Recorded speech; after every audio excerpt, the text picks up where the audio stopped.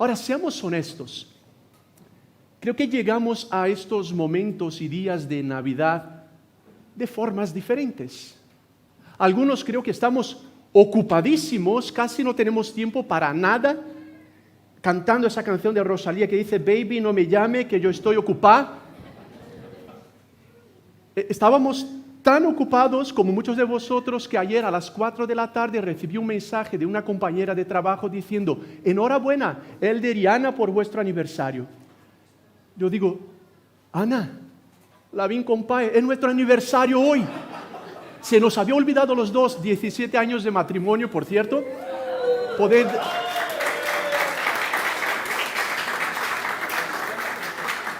Y el olvido no es proporcional a la dimensión de nuestro amor, Pero eso salió bien. Y los regalos lo podéis dejar después atrás también. Otros llegamos a estas Navidades con entusiasmo, felices. Felipe, no sé si tenemos el vídeo de TikTok de un niño muy contento con la Navidad.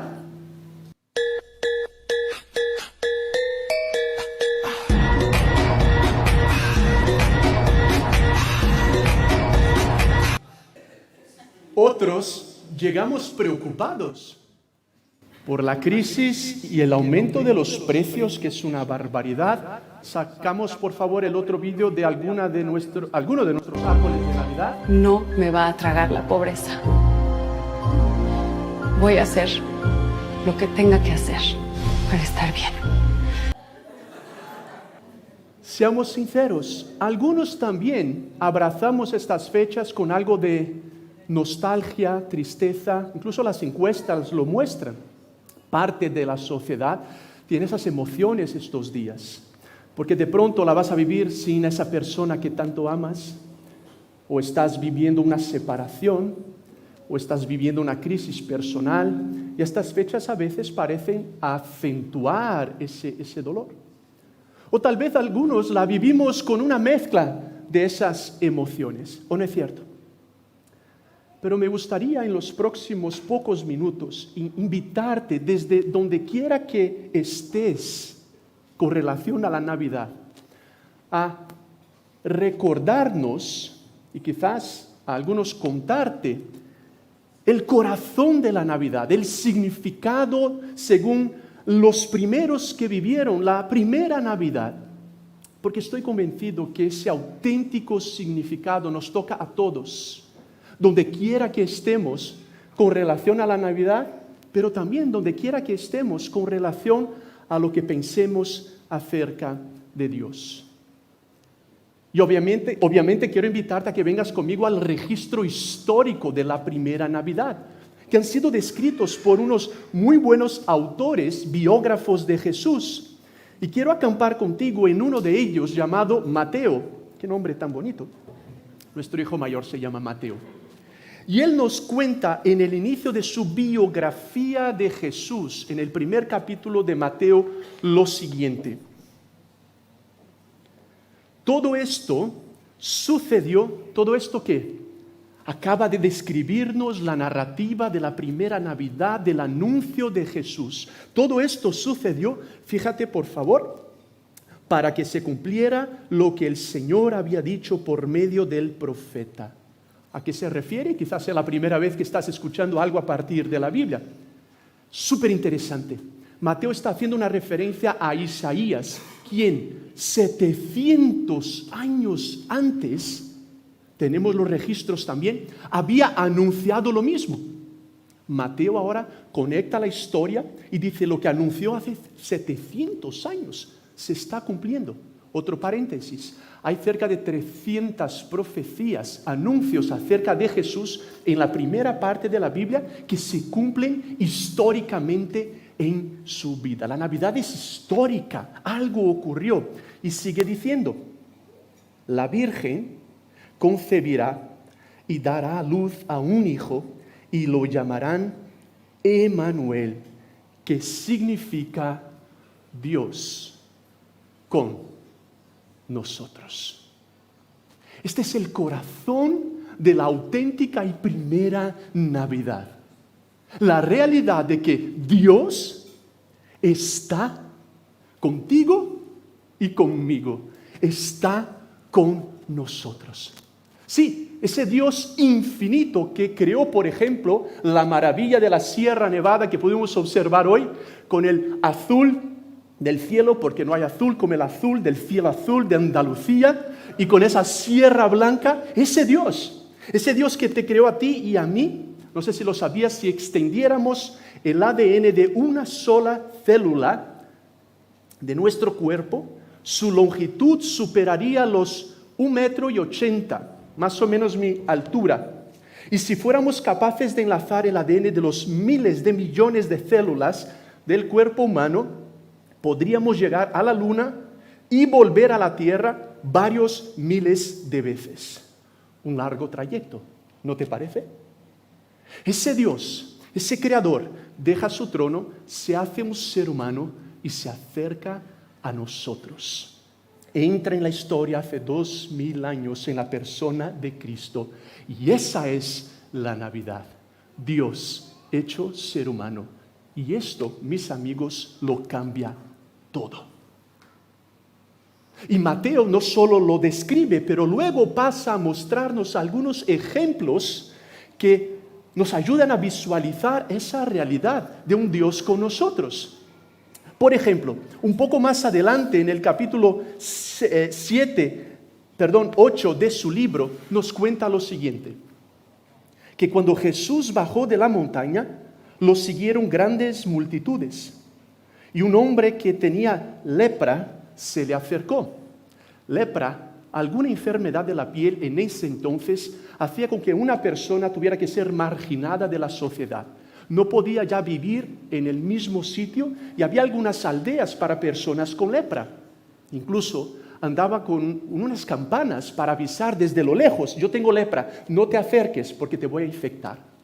Pero mira qué pasa.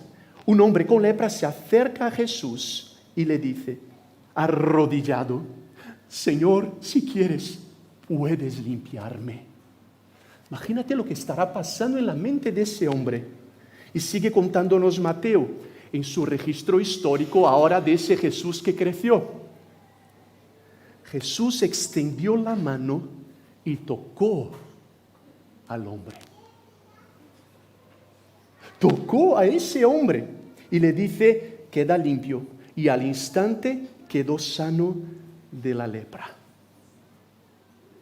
Jesús no es infectado, pero afecta a ese hombre porque lo toca. Y para decirle, yo soy Dios contigo, el Dios que abraza al marginado, al Dios que abraza al necesitado, el Dios que abraza al desesperado. Bono, de U2, para los más finos YouTube, por cierto, os manda saludos, dijo en un discurso, Dios está en las chabolas, en las cajas de cartón donde juegan los pobres a casa. Dios está en el silencio de una madre que ha infectado a su hijo con un virus que acabará con la vida de ambos. Dios está en los gritos que se escuchan bajo los escombros de la guerra. Dios está en las ruinas de oportunidades y vidas desperdiciadas. Feliz Navidad, porque Dios está con nosotros. Y luego más adelante Mateo nos cuenta, hablando de su propia experiencia, que al irse de allí, Jesús vio a un hombre llamado Mateo, sentado a la mesa de recaudación de impuestos. Déjame darte algo de contexto. Mateo era un judío que trabajaba para el Imperio Romano. Él era parte de un sistema que sé que es difícil que lo pillemos porque en nuestros días no existe. Corrupción, un sistema corrupto, ¿vale? Robaban a la gente, se lo daban al Imperio Romano más de lo debido. Eran odiados por su gente. Pero posiblemente un hombre inteligente que se había metido en ese sistema para hacerse rico también. Y Jesús ahora, nos cuenta el propio Mateo, se acerca y le dice, sígueme. El leproso buscó a Jesús, pero Mateo no está buscando a Jesús. Y aún así Jesús busca a Mateo y le dice, tú, sígueme. Un hombre completamente diferente al que hemos visto ya, este leproso. Pero el mismo Dios con nosotros se acerca ahora a Mateo. Y Mateo se levantó y lo siguió. Y sigue contándonos cómo Jesús va a la casa de Mateo a cenar con Mateo, y los fariseos, los religiosos de la época, decían: ¿cómo es posible que tú comas con esa clase de personas? Y me imagino la respuesta de Jesús: porque yo soy Emmanuel, Dios con todo tipo de personas. Federico García Lorca escribió algo conocido, que la poesía no quiere adeptos, quiere amantes. Diría lo mismo acerca de Dios. Gente que ha sido tocada por su amor y ahora le ama porque sabe que es Dios con nosotros. Finalmente, Mateo también nos cuenta en ese mismo capítulo, ahora 9, de su biografía de Jesús, que mientras Jesús hablaba, un dirigente judío llegó y se arrodilló delante de él y le dijo: mi hija acaba de morir, pero ven y pon tu mano sobre ella y vivirá. Te imaginarás la desesperación de un padre que acaba de perder a su hija. ¿Y qué hace Jesús? Se levantó y fue con él, acompañado de sus discípulos. Y en esto, y aquí hay un paréntesis en la historia para presentarnos a otra mujer. Una mujer que hacía 12 años padecía de hemorragias, se le acercó por detrás y le tocó el borde del manto. Pensaba: si al menos logro tocar su manto, quedaré sana. Jesús se dio vuelta, la vio y le dijo: ánimo, hija, tu fe te ha sanado. Y la mujer quedó sana en aquel momento. Y cuando Jesús entró en la casa del dirigente, volviendo a la primera parte de la historia, y vio a los flautistas y el alboroto de la gente, costumbre, porque estaban haciendo luto por una niña que había muerto, les dijo: iros, la niña no está muerta, está dormida. Entonces empezaron a burlarse de él. Pero cuando se les hizo salir, entró él, tomó de la mano a la niña y ésta se levantó. Y la noticia se divulgó por toda aquella región, nos cuenta Mateo, para también decirnos que ese Jesús que había tocado a un hombre leproso en su necesidad física y marginado por la sociedad, es también que tocó a un hombre muy inteligente, parte de un sistema corrupto, completamente en otro espacio de la sociedad, y también tocó a una niña muerta y la resucitó, y también tocó a una mujer enferma y la sanó, para mostrarles a ellos y a nosotros que es Dios con nosotros. Un Dios presente, no importa nuestra historia, nuestras opiniones, dónde hemos nacido o qué pensemos sobre cualquier asunto. Él se acerca, se hace ser humano y te invita a ti y a mí a una relación personal con Él. ¿Qué tal si en esta Navidad te abrieras y fueras sorprendido por lo que el Dios con nosotros quiere y puede hacer en nuestras vidas?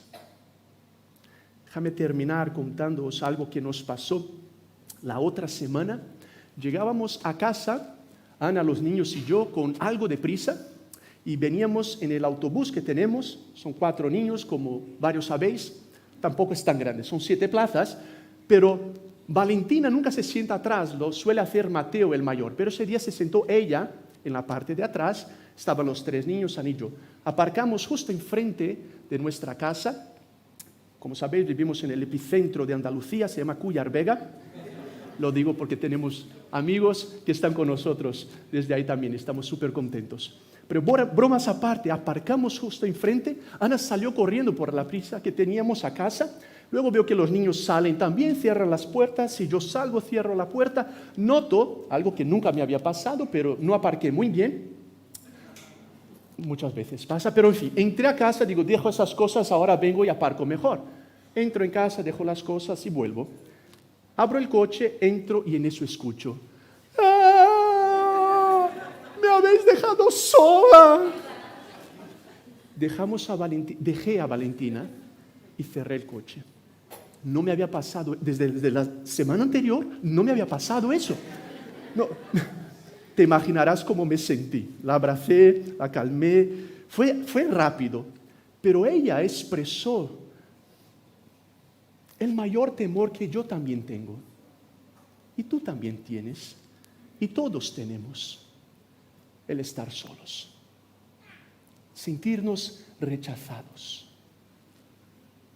Somos movidos por el anhelo de ser amados, recibidos, comprendidos, valorados. Y el mensaje de la Navidad, y más bien el hecho histórico de la Navidad, es un grito, un consuelo sobre ese miedo que muchos cargamos ahí en el fondo del alma, para decirte, Lidia, Dani, Juan, Elder, no estás solo y nunca lo estarás, porque yo soy Dios contigo, Dios con nosotros, al punto de más adelante haber muerto en una cruz en nuestro lugar y resucitar y estar vivo.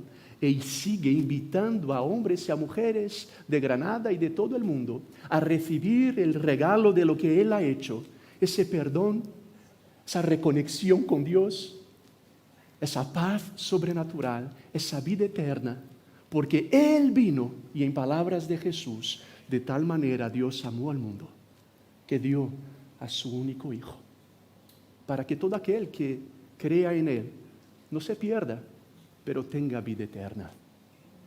¿Qué pasaría si hoy nos abriéramos con gratitud, con valentía, dejando de resistir a la realidad del Dios que te ama, me ama, nos hizo y quiere acercarse, porque es Dios con nosotros?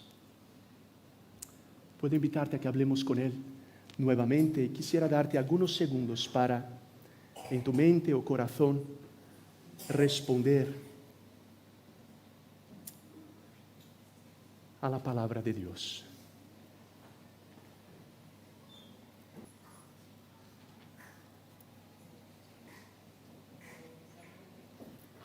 Emmanuel, Dios con nosotros. Contigo hablamos, Jesús.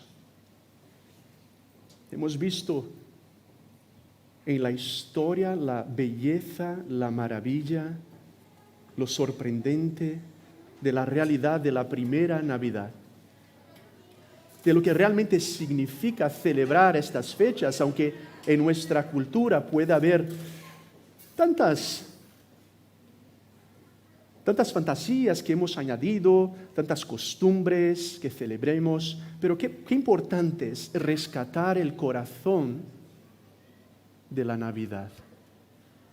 El hecho histórico, revolucionario, transformador, de que Dios está con nosotros, se acercó, se hizo ser humano, vivió una vida perfecta, murió y resucitó en nuestro lugar. Está vivo y nos invita a permitir que Él entre y sea Señor de nuestras vidas.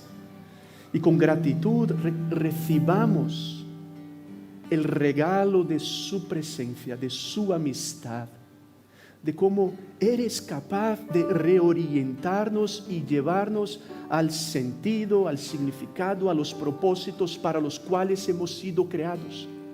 ¿Cuántos podemos dar testimonio con profunda gratitud de cómo esa gran historia, ese gran mensaje, esa buena noticia, en palabras de los ángeles a los pastores, ese evangelio, esa buena noticia, lo ha cambiado todo? Y pedimos que tú sigas hablándonos, nos abramos a ti, confiando en quién eres y permitiendo que tú seas Dios, hoy, mañana, en cada día y en cada área de nuestras vidas. te agradecemos mucho. Dios con nosotros. Jesús, te amamos, te adoramos y en tu nombre oramos. Amén.